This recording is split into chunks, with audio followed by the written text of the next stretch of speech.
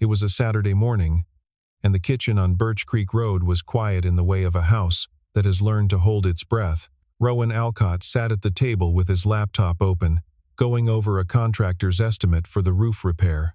The numbers were wrong. He had been telling himself for 3 weeks they were merely aggressive. Now he accepted they were simply wrong. He did not hear Senna come downstairs.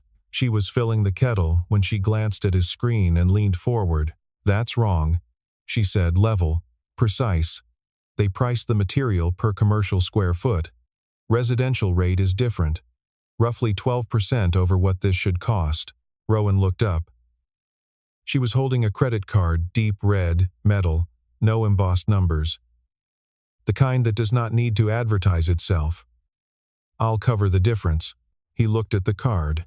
He had seen one like it exactly once, in the hand of a man who drove a Porsche into his shop and did not ask what the tire rotation would cost. "Graduate students at UVM don't carry that card," he said. Not an accusation, just a sentence describing the world as it was. Senna pulled the card back. The silence that followed was long enough to count the seconds. "I'll pay cash," she said. She turned back to the counter. He watched her gray sweater worn soft at the elbows, hair pulled up, posture unhurried. 23 days she had been here. 23 days without him asking anything beyond the rent and her name. He looked at the laptop. The screen was still open. For the first time, he typed 2 words into the search bar.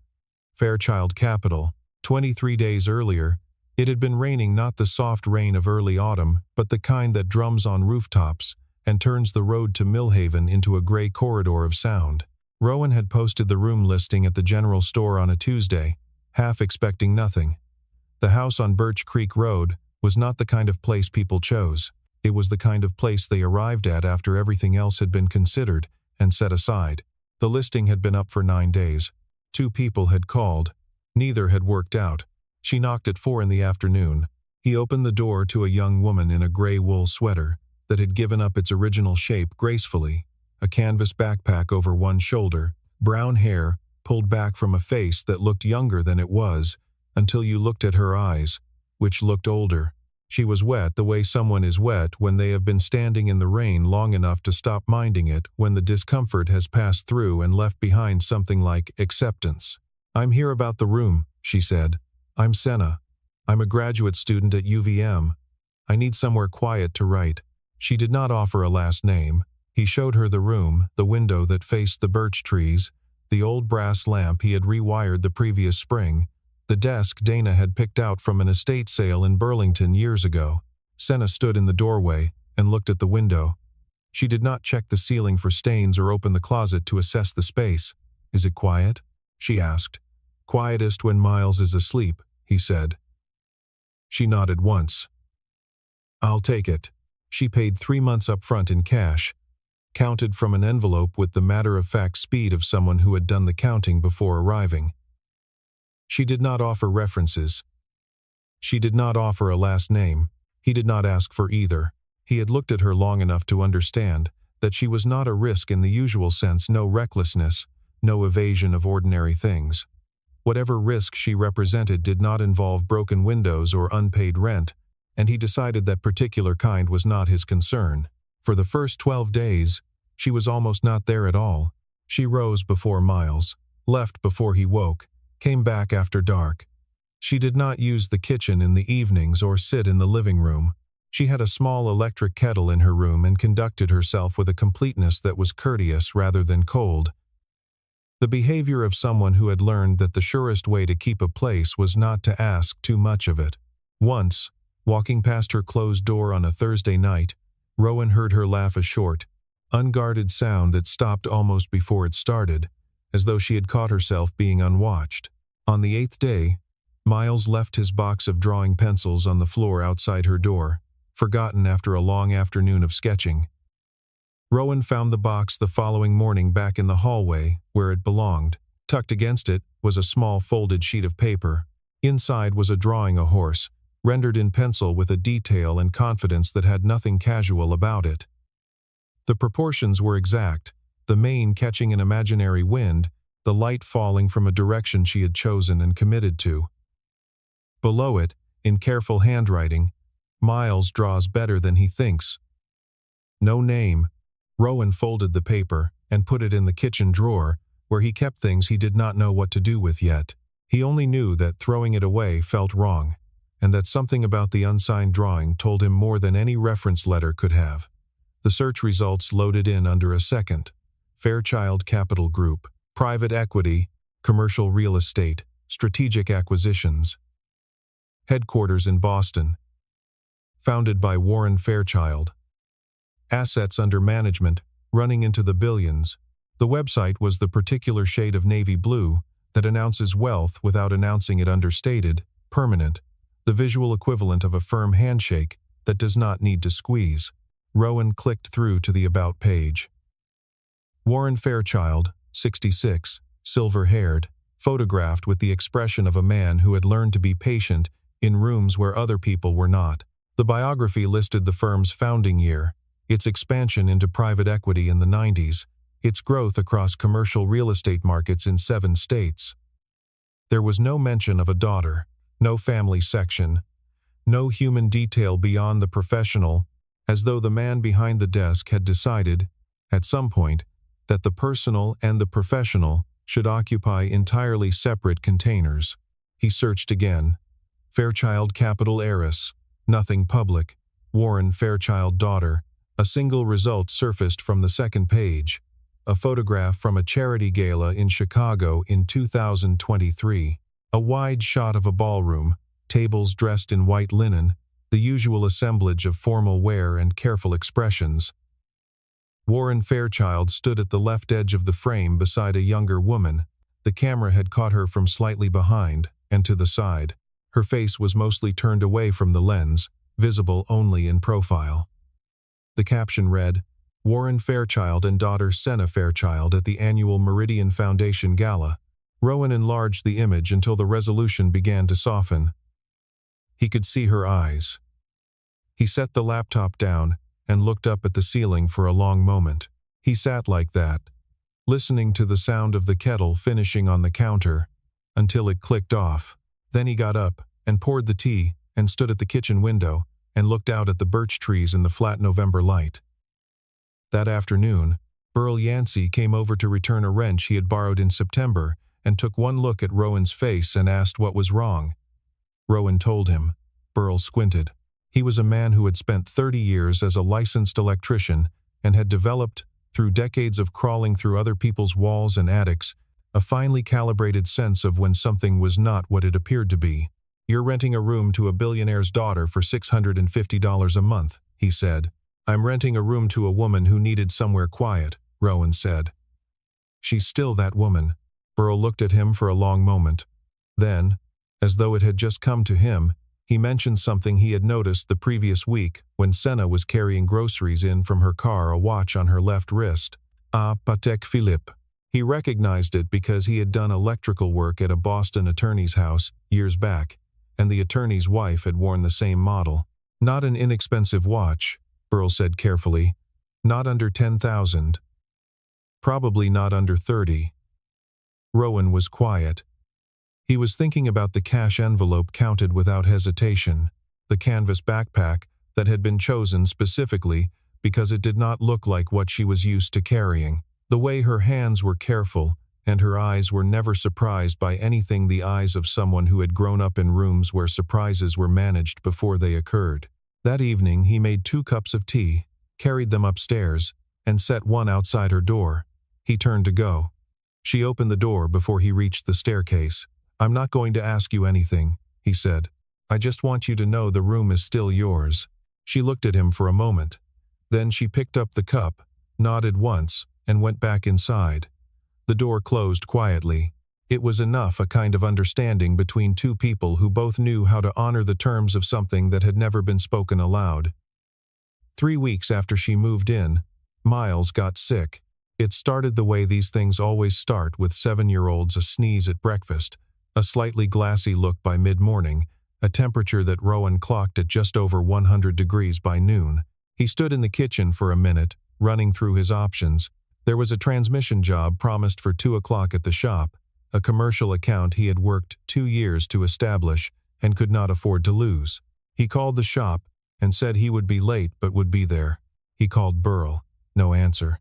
He called the one other number he had for last resort childcare, a retired teacher 2 streets over who sometimes helped and got her voicemail. He left a message he suspected would not be heard in time. He stood in the hallway outside Senna's door for a full minute before he knocked. He was aware, standing there, of how much he was asking. She had come here for quiet, she had paid for quiet, and had received it without complications, and he was about to complicate it in the most domestic way possible. She opened the door almost immediately, as though she had heard him hesitating in the hallway. He started to explain the job, Miles, just a couple of hours. He understood completely if she couldn't, and she said, "I'll sit with him," before he had finished the sentence. He was back in just over 2 hours. He came through the kitchen door quietly and looked through to the living room. Miles was asleep on the sofa, with a blanket pulled up to his chin. Senna sat in the armchair with a book open in her lap, one hand resting lightly on Miles's shoulder, where it curved over the edge of the cushion.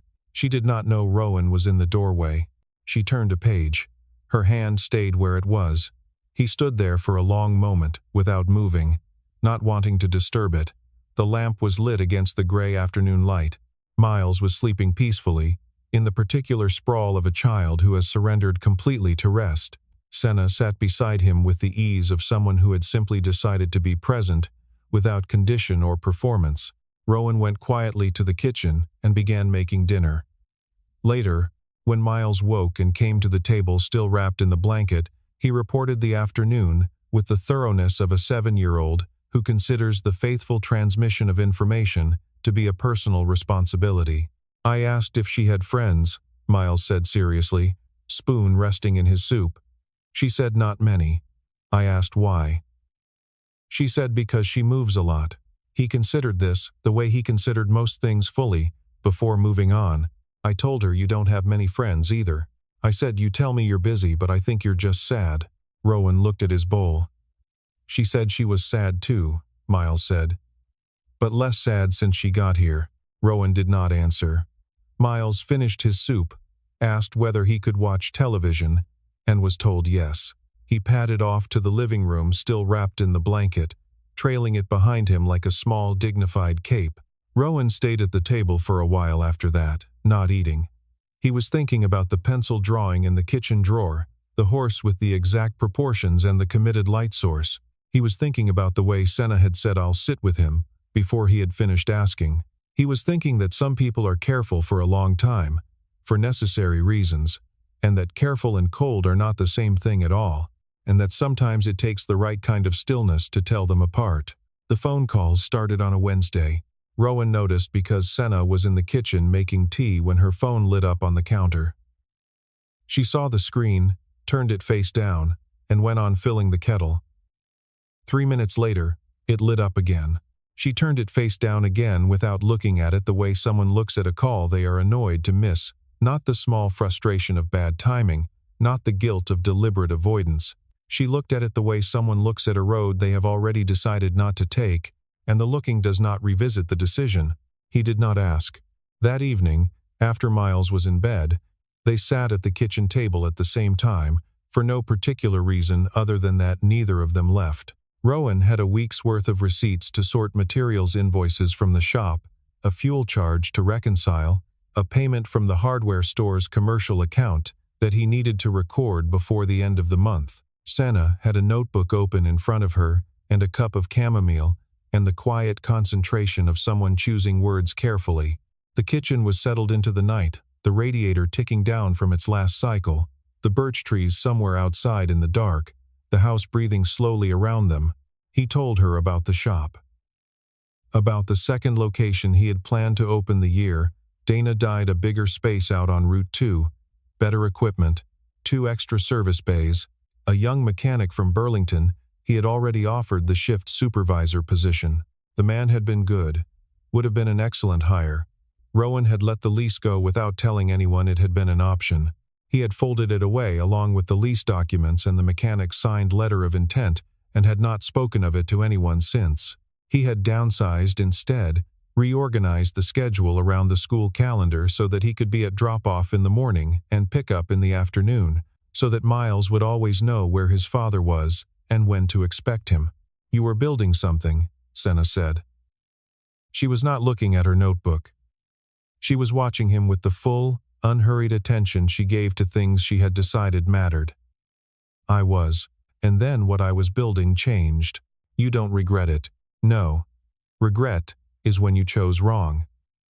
I chose right. It was just different from what I expected to choose." He set a receipt aside. "The shop does what I need it to do. Miles knows where I am at 5 o'clock every day. That's not a small thing." She looked down at the notebook. There was something she did not say. He could hear the shape of it. Without hearing the words, something carried a long time. Something that had been very loud somewhere else and was learning, in this kitchen, on this particular night, to be quieter. The way a sound becomes bearable not because it diminishes but because the room around it finally has enough space. He did not ask. He sorted the last of the receipts and stacked them neatly at the corner of the table. He poured a second cup of coffee and sat back. Neither of them was in a hurry to move. The kitchen held them both without requiring anything further. Two people who had each, in different ways, learned that silence was not the same as absence, and that sitting with someone in the late evening without needing to fill it was a form of trust that did not require a name. The black SUV appeared at the end of Birch Creek Road on a Thursday morning. Burl called just after 6. He had been walking his dog past the mailboxes at the bottom of the hill when he noticed it. Engine running, dark glass, parked just past the junction with the state road, far enough from the nearest house to be unremarkable to anyone not paying attention. Burl was always paying attention. He had not thought much of it until it reappeared the following morning in exactly the same spot, same hour, same running engine, and again the morning after that. 3 mornings, same vehicle, same position, same patient idling. The kind of surveillance that is not hiding, exactly that is present enough to be a message. He called Rowan at the shop. Rowan came home early. He went upstairs and knocked on Senna's door and told her what Burl had described. Make, color, approximate position relative to the junction, the consistency of it across 3 mornings. She did not look surprised. She looked like someone hearing the thing they had known was coming, who had allowed themselves to half believe it would not. There was no fear in it, exactly, more a kind of settling the adjustment a person makes when the thing they have been braced against finally arrives, and they understand that they have been ready longer than they knew. "Describe the vehicle again," she said. "Exactly." He described it again. She listened without interrupting, her eyes steady on the middle distance in the way of someone running the information against something internal. She breathed out slowly through her nose. "They'll come to the door. Do you want to leave?" Rowan asked.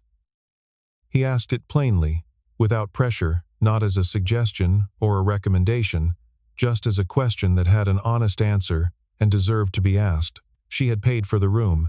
She had kept her part of an arrangement that had never been formally stated.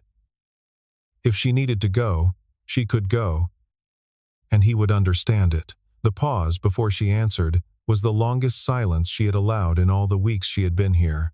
He watched her face during it and understood that she was not deciding what to say. She was deciding something else entirely, something that had been approaching resolution for a long time without her knowing how close she was.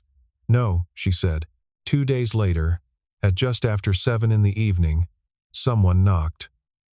Rowan answered the door to a man in a dark overcoat, late 50s, expensive grooming, the particular bearing of someone who had spent decades being the most prepared person in any given room, and who had learned to let that preparation show just enough to be useful without appearing to show it at all.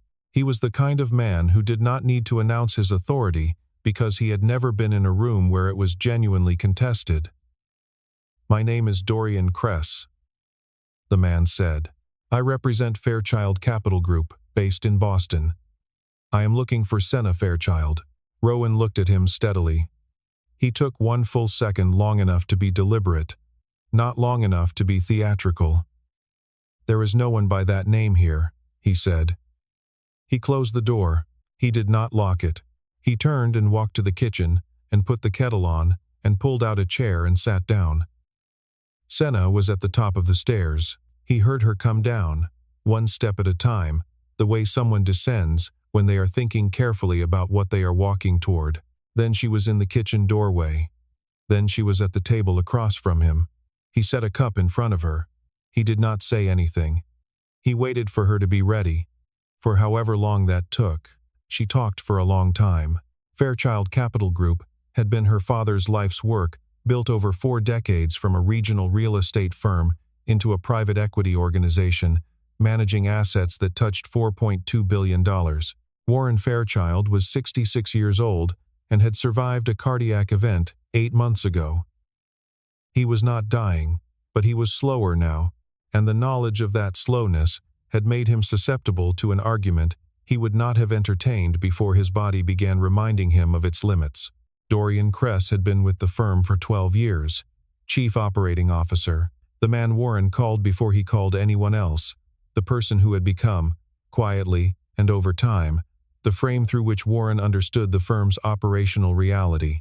Dorian had introduced a proposal 18 months ago, framed carefully, patiently, across a series of conversations spread over weeks and months, so that no single conversation felt like a negotiation. The argument was this: Senna would need a co-executive when she took over, a stabilizing presence, someone with institutional knowledge and operational experience, someone who already knew the firm's relationships, its leverage points, its vulnerabilities, a partner in the formal sense of the word, in the formal, legal, binding sense of the word, as it turned out. The governance restructuring agreement Warren had signed in September gave Dorian co-chair status on the board of directors, contingent on his marriage to Senna. Warren had signed it believing it to be a standard succession framework. He had not read the specific clause carefully. He had trusted the man who drafted it. Senna had found the agreement in her father's desk drawer on a Tuesday evening, had read the full text in under 20 minutes, and had been on the road to Vermont within the week, with a canvas backpack and 3 months of rent in cash and a prepaid phone that no one she was leaving behind had a number for. "You're 28 years old," Rowan said when she stopped. "They cannot compel you to sign anything." "No one is compelling me," she said. "That is not how it works. It is erosion. Every conversation, every family dinner, every meeting where someone looks at you like they are simply asking you to be reasonable, it accumulates. Until one day, you sit down in front of something that needs your signature, and you cannot remember clearly why you were ever going to refuse." Rowan was quiet for a moment. "I understand that," he said, and he said it simply, without elaborating. He reached into the kitchen drawer and took out a business card. He set it on the table in front of her. Garrett Finch. Civil and Contract Law, Burlington, Vermont. "When my shop had a dispute with a materials supplier 4 years ago, Garrett helped me understand what I had signed without reading closely enough," Rowan said. "He is patient with complicated documents, and he is still practicing." She picked up the card. He watched something shift in her face, not dramatically, the way ice shifts when the temperature has been changing for a long time and the change finally surfaces. The careful distance she had maintained since the first afternoon she appeared at his door, the precision she used in place of openness, eased slightly, like a held breath finally released. "What are you proposing?" she asked. "Nothing," he said. "A good neighbor should know a good lawyer." She looked at him for a long moment. Then she smiled, not the brief, contained expression he had seen perhaps 3 times in the past weeks, but something fuller, something that reached all the way to her eyes, and did not pause to ask his permission to be there.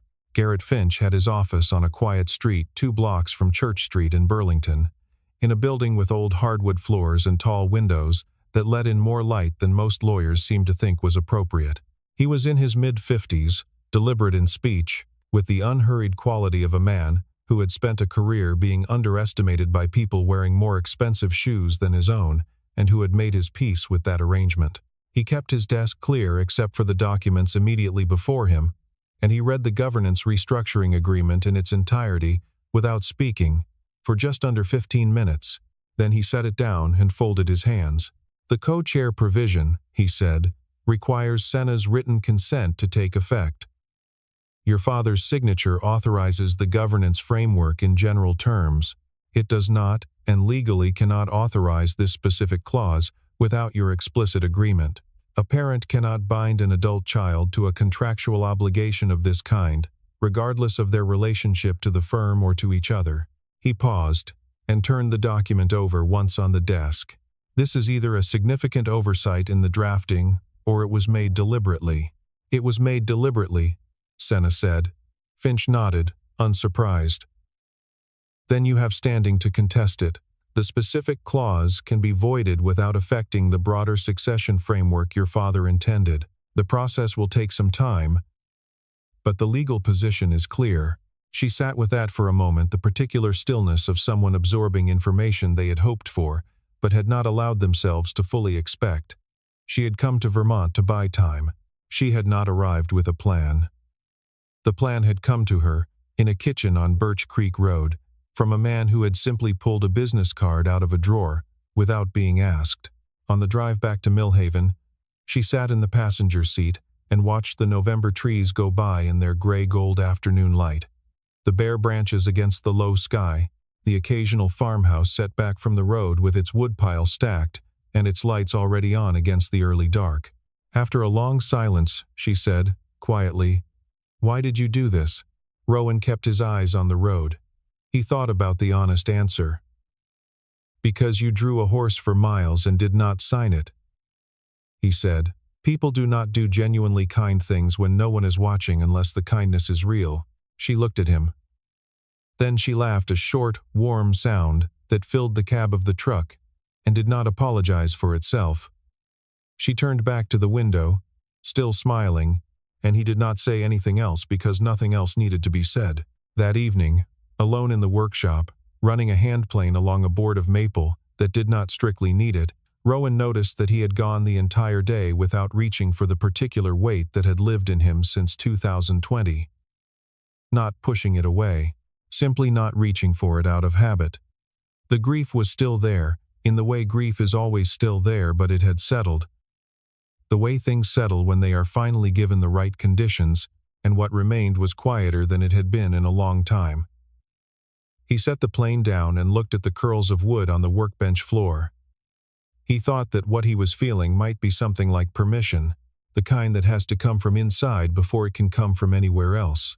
She called her father on a Sunday morning, standing in the kitchen with the early light falling across the floor in long pale strips. Warren Fairchild answered on the second ring. "Are you all right?" he said. The question was not prefaced by anger, not colored by the injured tone of someone who has waited too long. Just a man who had spent 4 months without knowing, now in a position to ask the simplest possible question. She told him she was. She told him she had been in Vermont, in a small town, renting a room from a woodworker.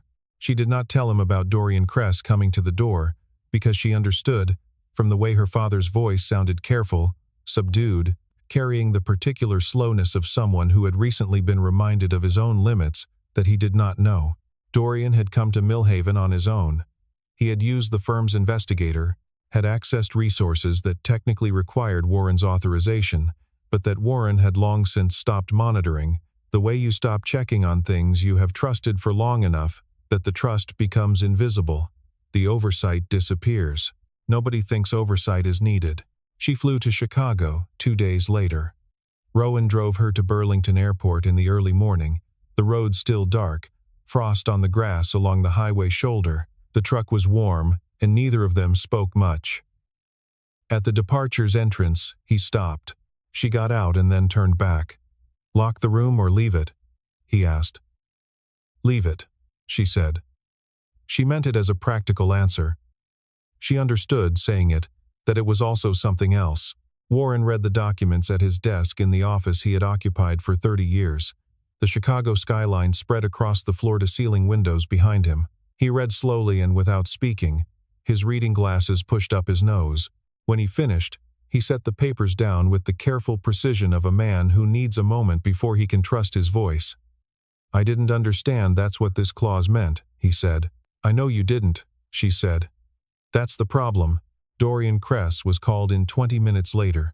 He arrived with the composure of a man who had been preparing for this conversation for months and was confident in his preparation. He had a framework for how it would proceed. He had answers arranged in order. None of it held. Warren asked 2 questions.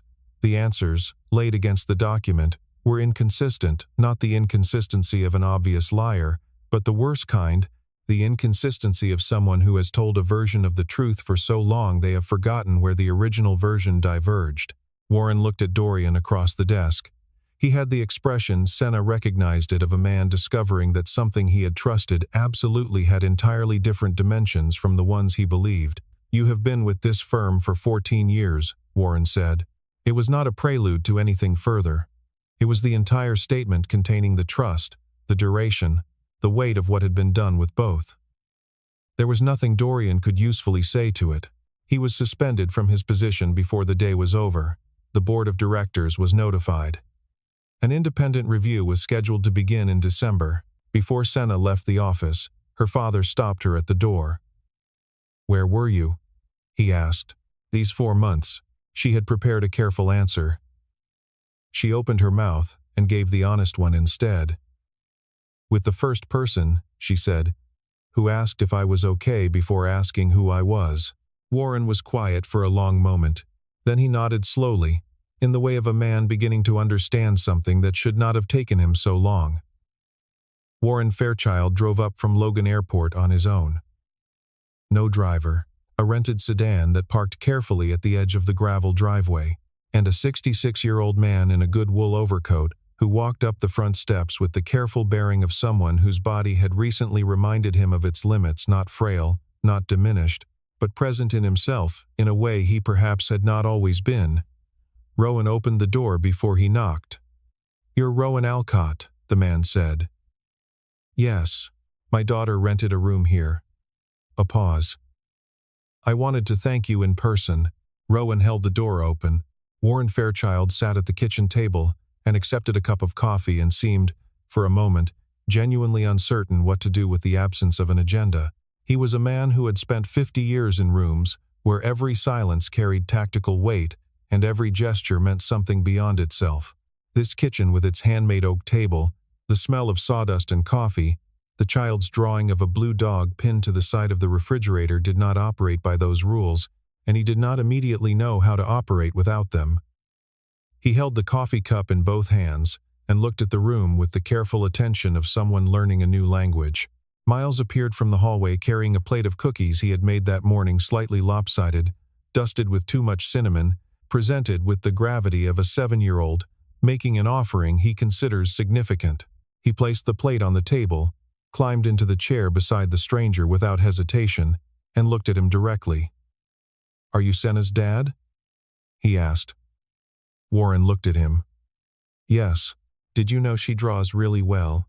A pause of exactly 1 full second. "No," Warren said. "I didn't know that." Miles nodded, as though confirming something he had suspected. "You should ask her to show you sometime," he said, and reached for a cookie. Rowan watched the older man's face do something complicated and quiet in the moment that followed. Not grief, not regret, but some combination of both that arrives when a person understands something too late and chooses, still, to understand it.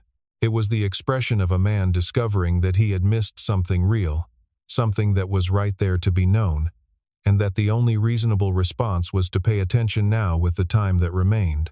Warren looked around the kitchen, the table built from reclaimed oak 3 winters ago, the grain running through it in long, even lines, the chairs repaired and refinished over a series of Saturdays while Miles slept, the shelf of cookbooks that had been Dana's, which Rowan had kept not because he used them, but because he could not remove them, because some things remain in a space, not because they are needed, but because they belong there. "You made all of this?" Warren asked. "Most of it." Warren looked at him for a moment. "Is there anything you need?" Rowan looked back at him steadily. "No." Warren read that answer correctly. Not as a rebuff, not as pride, as an honest description of the situation. He nodded, with the slight adjustment of a man recalibrating his understanding. When he left, an hour later, he paused with his hand on the doorframe. "My daughter has never stayed anywhere more than 3 weeks," he said. She's been here for 17 weeks. He did not wait for a response. He walked back to the car and drove down Birch Creek Road toward the State Road, and then south toward Burlington. That evening, after Miles was in bed, Rowan and Senna sat on the back steps in the cold. Their breath showed white in the air. The birch trees at the edge of the yard held the last pale light of evening in their bark. Senna said nothing for a long time. Then she put her hand on top of his, and he did not move. January came to Millhaven with the particular authority of Vermont winters, arriving overnight and staying without apology. The board of directors at Fairchild Capital Group voted at their December meeting to terminate Dorian Kress's advisory contract 6 votes to 3 on the basis of the governance documents, and an independent review confirming the co-chair provision had been drafted without the knowledge or consent of the party it was intended to bind. The restructuring agreement was voided. Senna Fairchild was confirmed as sole designated successor, with no conditions attached. She did not move back to Boston. She flew in on Tuesdays and returned on Thursdays. She sat in boardrooms and reviewed acquisitions and read the quarterly reports her father sent with handwritten notes in the margins, evidence of a man paying attention in a way he had not always shown. She returned to Millhaven each time without announcement, simply present. The room on the second floor was still hers. On her birthday, Miles came downstairs carrying a small wooden model, a replica of the house on Birch Creek Road, built in the workshop over 3 weeks. Every detail attended to: the front porch railing, the birch trees in thin maple dowels, the second-floor window where the light came in best. Rowan had helped with the difficult joints. The painting Miles had done himself. Senna held it for a long time without saying anything. Then she pulled Miles into a hug that lasted longer than he expected, and he stood very still in the way of 7-year-olds who understand, without being told, that something important is happening. In November, Warren called Rowan directly. He wanted to commission furniture for Senna's office in Boston: a desk, a bookcase, a side table, white oak. Made properly. No hurry. Rowan understood what the call was. Not a transaction. The way a man of a certain kind says thank you without requiring the other man to accept it graciously. On a late January afternoon, when the light was already going by 3 o'clock, Senna appeared in the workshop doorway. She stood watching him, the plane moving in long, even strokes along a board of white oak, the shavings curling to the floor. She stepped inside. He looked up. "I cut the card in half before I came here," she said. "The Amex. At Logan, before I got my boarding pass. I was afraid if I kept it whole, I would use it to leave again instead of staying." He set the plane down. "And now," he said, "now I don't need to leave." She crossed the floor to where he was standing. "And I don't want to." He put his hand against her face, his palm rough from years of work, and she leaned into it. Outside, the snow was beginning again, settling onto the birch trees and the road leading down from Birch Creek to Millhaven, and then on to everywhere else. In the house, Miles was asleep. The second-floor window was dark. The key to that room was on the hook by the door where it had always been. She had come with a key. She stayed because she no longer needed one.